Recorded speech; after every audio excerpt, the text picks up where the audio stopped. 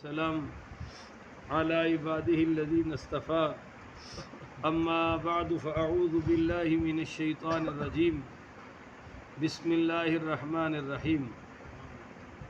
معزز سامعین، آج 10 ستمبر بروز اتوار 2023 بعد نماز فجر کا یہ درس حدیث مصطفیٰ صلی اللہ علیہ وآلہ وسلم، یہ درس مشکات شریف ہے، ابواب المعجزات. اس کی آج یہ قسط نمبر 7 ہے، حدیث نمبر 7 اور 8 ہوگی. یہ حضرت عبداللہ ابن عباس رضی اللہ تعالی عنہ راوی ہے، فرماتے قال بینما رجل من المسلمین یومئذ یشتد فی اسر رجل من المشرکین امامہ. حضرت عبداللہ ابن عباس فرماتے ہیں کہ اس دن یعنی جنگ بدر کے دن ایک مسلمان مشرک کا ایک مسلمان شخص ایک مشرک کافر شخص کا پیچھا کر رہا تھا، تعاقب کر رہا تھا. تو اچانک مسلمان نے کافر مشرک پر پڑتے ہوئے، اس کو لگتے ہوئے ایک چابک کی آواز سنی. چابک سمجھتے ہیں نا، چھڑی یا کوڑا، اس کی آواز سنی. اذا سمع ضربۃ بصوت فوقہ وصوت الفارسی یقول.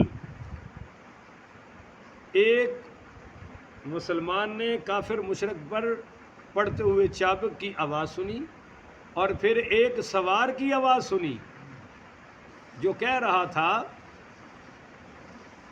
ہاں جی، فوقہ وصوت الفارسی یقول اقدم حیزوم، جو یہ کہہ رہا تھا حیزوم، آگے بڑھ.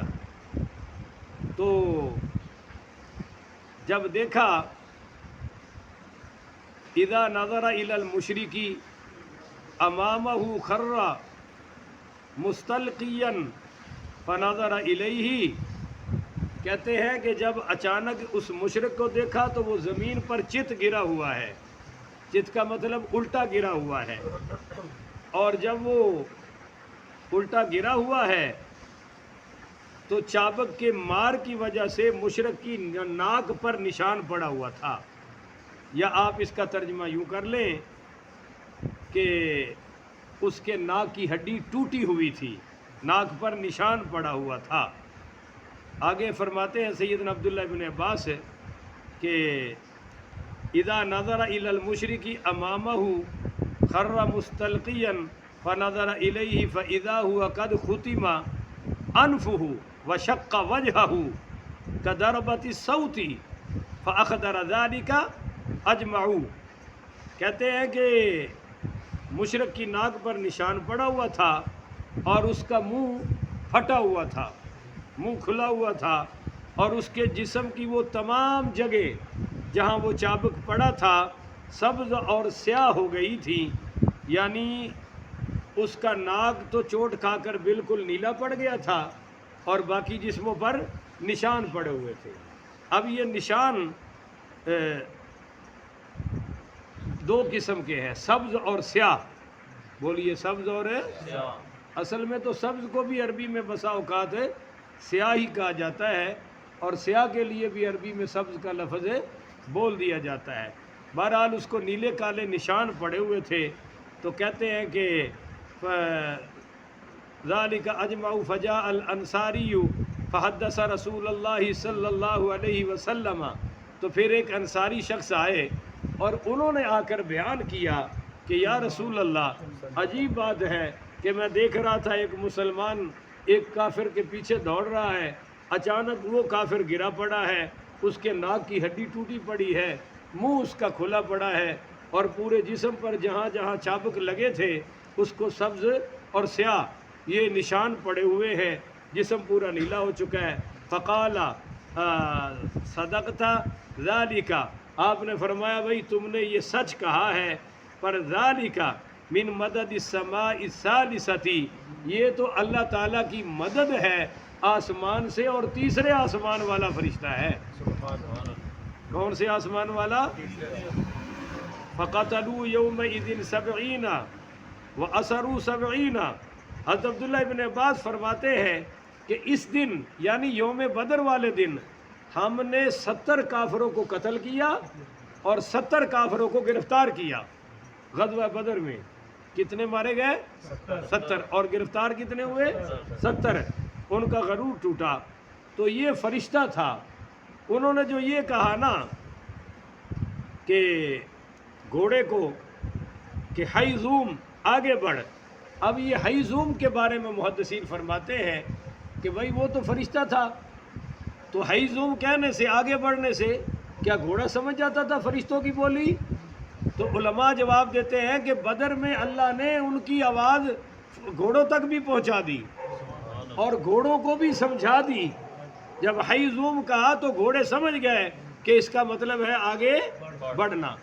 بعض کہتے ہیں کہ ہیزوم یہ سینے کی درمیانی جگہ کو کہتے ہیں کہ وہ چونکہ گلے میں باندھ کر سواری کے وہ پاؤں باندھے جاتے تھے نا، تو وہ یہاں آ جاتے تھے، اس کا ایک پاؤں جو گردن کے ساتھ باندھا جاتا تھا، اس کو ہیزوم کہتے ہیں۔ بعض کہتے ہیں کہ یہ جو تیسرے آسمان کا فرشتہ تھا جب بدر میں نازل ہوا تو یہ گھوڑے پر نازل ہوا تھا، اس گھوڑے کا نام ہیزوم تھا۔ یہ اس ہیزوم لفظ کی ہلکی سی شرح ہو گئی۔ اللہ تعالیٰ سے دعا ہے اللہ عمل کی توفیق عطا فرمائے۔ پر وہ میں نے تو 7 اور 8 اگلی حدیث بھی بیان کرنی تھی، وہ بھی سن لیں، بڑی مختصر ہے۔